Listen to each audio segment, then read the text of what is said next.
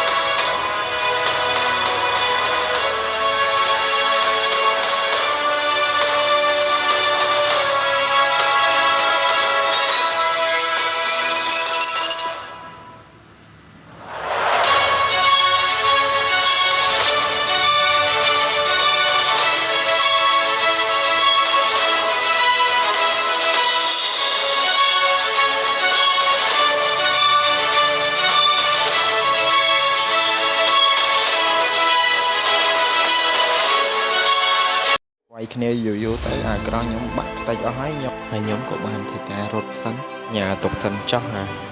លើក្រោយអញនឹងមកសងសកាយវិញហើយកុំភ្លេចមកសងសឹកផងវើយអញនៅចាំ